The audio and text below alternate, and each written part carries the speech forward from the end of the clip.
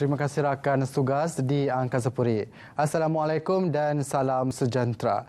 Potensi wanita Islam di negara ini diberi nafas baru dengan penjenamaan semula Majlis Perunding Wanita Islam Malaysia (MAPWIM) yang kini dikenali dengan nama Mawar.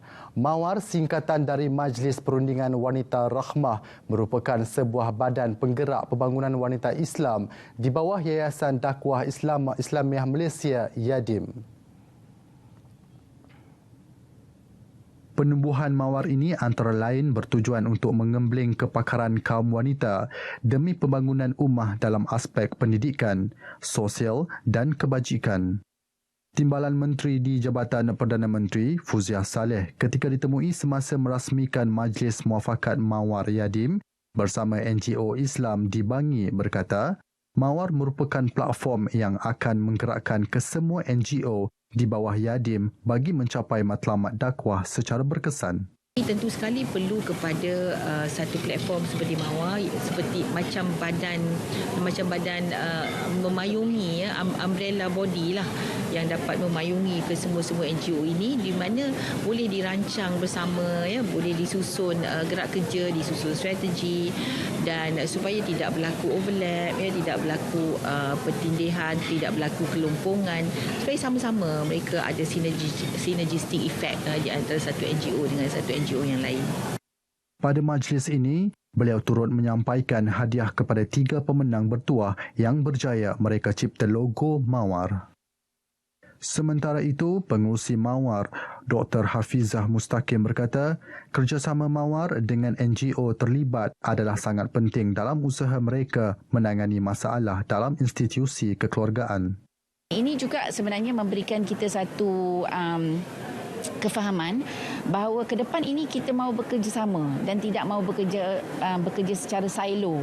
Jadi alhamdulillah pada hari ini tentunya 80 NGO ni merupakan NGO daripada pelbagai latar belakang. Ada yang kerjanya operasional, tolong orang, dan ada juga NGO advokasi yang menyuarakan suara wanita. So kita berharap dengan pengembelingan ini suara wanita Islam boleh menjadi satu suara yang kuat dalam mempengaruhi, ya, apa yang berlaku dalam negara kita. Halal Fest 2019 telah pun melabuhkan tirainya Ahad lalu setelah 5 hari berkampung di Mines Exhibition Centre MICC dengan penyertaan lebih 560 usahawan dalam dan luar negara. Penganjuran Halal Fest kali ini merupakan julung kali anjuran JAKIM bersama MAWIB mendapat sambutan yang begitu menggalakkan apabila hampir 20,000 pengunjung hadir sepanjang pameran tersebut. Pengarah Sekretariat Majlis Halal, Datuk Dr. Sirajuddin Suhaimi, ketika ditemui berkata, Halal Fest kali ini dapat membuka mata pemain industri makanan dan perkhidmatan di negara ini untuk memiliki sijil halal selain memperkenalkan produk-produk yang telah dan dalam proses mendapatkan sijil halal. Melalui Halal Fest kali ini, pihak JAKIM telah menyediakan 10 slot khas chit-chat halal yang disampaikan oleh agensi berkaitan bagaimana mudahnya mendapatkan sijil halal. Dia platform kepada usahawan untuk memasarkan produk mereka yang telah dipersediakan halal untuk domestik dan malah insyaAllah ke peringkat yang lebih luas lagi insyaAllah. Sementara itu, rata-rata para usahawan dan pempamer produk Halal Fest 2019 yang ditemui tidak sabar untuk mendapatkan sijil halal bagi produk masing-masing. Halal Fest kali ini juga telah membuka peluang mereka untuk memahami proses untuk mendapatkan sijil halal dan kepentingan perakuan tersebut dalam melebarluaskan pasaran sesuatu produk. Mencadang nak mohon sijil halal sebab bila dah ada sijil halal kita boleh kembangkan lagi bisnes. Mana-mana pun boleh pergi. Sekarang dah ada jalan untuk ke permintaan ke luar negara, ke China. Itulah sijil halal tu memang penting. Tinggal sijil halal ni memang sangat-sangat penting sebab saya sendiri dah tengok syarat-syarat dia macam mana kan. Bagi contoh kebersihan, yang paling utama sekali yang dia tekankan ialah kebersihan. Bukan kebersihan kita, kebersihan kawasan, iaitu dapur untuk proses makanan tu. Dan yang kedua, dia akan tekan juga, menitik beratkan juga supplier-supplier. Adakah supplier yang bahan-bahan, sebagai contoh yang bahan ringkas, garam, gula, tepung ke apa yang kita pakai, memang dia akan tengok dengan detail sama ada supplier itu ada sijil halal ke tidak. Kepakaran masakan sesuatu makanan itu tidak terbatas mengikut bangsa dan kaum di sesuatu negara sahaja. Ini dibuktikan oleh sepasang suami isteri yang menjadikan makanan tradisi autentik Korea sebagai makanan halal yang boleh dinikmati orang Islam di negara ini di bawah label Omasun.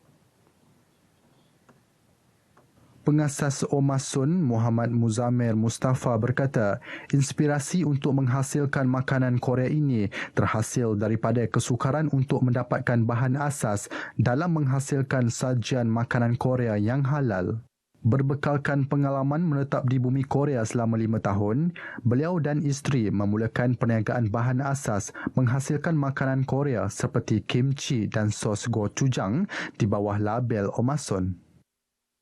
Meskipun proses untuk mendapatkan sijil halal itu banyak syarat, namun beliau tidak berputus asa sehingga beliau berjaya menjadi satu-satunya syarikat bahan asas makanan Korea yang memiliki sijil halal di Malaysia. Tahu bahawa sijil halal ni adalah lebih mudah kita dapat sekiranya kita berurusan straight dengan pihak JAKIM sendiri.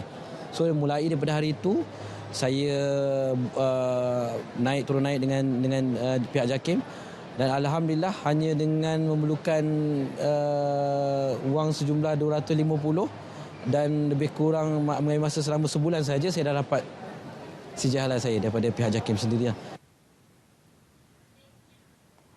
Laporan tadi mengakhiri N5 dari Kompleks Islam Putrajaya. Kembali ke Angkasa Puri untuk berita selanjutnya.